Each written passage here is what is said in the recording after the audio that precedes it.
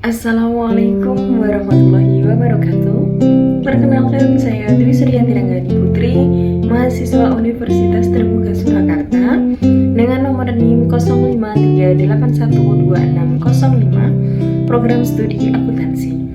Kepada tutor yang terhormat dan teman-teman yang berbahagia, mohon izin saya akan membacakan ringkasan saya untuk tugas 1 mata kuliah Pancasila dengan tema perkembangan Pancasila dalam konteks sejarah bangsa Indonesia dari awal kemerdekaan hingga masa reformasi, dan melihat bagaimana nilai-nilai Pancasila tetap hidup sampai sekarang. Mari kita lihat bersama bagaimana Pancasila berkembang dari masa ke masa. Setelah proklamasi kemerdekaan tahun 1945, Pancasila resmi menjadi dasar negara kita. Nilai-nilainya menjadi pedoman dalam menyusun konstitusi dan membangun bangsa yang baru lahir. Tapi, perjalanan bangsa tidak selalu mulus. Pada masa Republik Indonesia Serikat tahun 1949, Indonesia sempat berubah menjadi negara federal. Namun, semangat persatuan yang berakar pada sila ketiga, Persatuan Indonesia, membuat kita kembali ke bentuk negara kesatuan Republik Indonesia pada tahun 1950. Selanjutnya, di era demokrasi terpimpin, Presiden Soekarno menekankan persatuan nasional. Sayangnya, kekuasaan menjadi terpusat dan nilai-nilai demokrasi mulai terkikis. Selanjutnya, di masa Orde Baru, pemerintah menempatkan Pancasila sebagai asas tunggal. Pendidikan moral Pancasila diwajibkan, tapi seringkali hanya bersifat formal tanpa makna yang mendalam.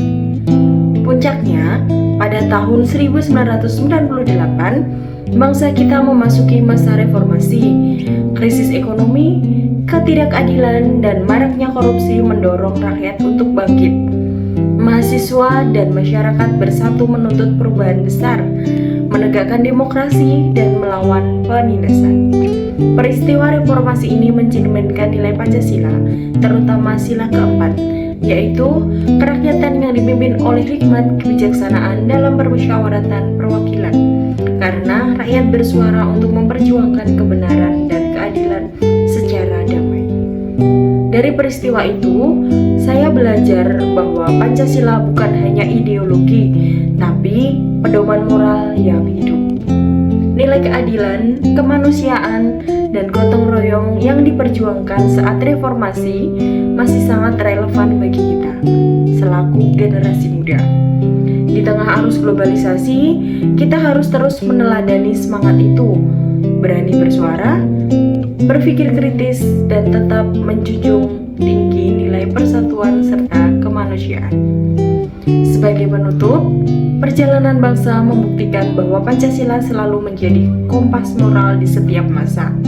Dan kini, tugas kita adalah menjaganya, mengamalkannya, dan membuktikan bahwa Pancasila bukan sekedar masa lalu, tapi Pancasila masa depan bangsa Indonesia. Sekian, wassalamualaikum warahmatullahi wabarakatuh. Semoga bermanfaat.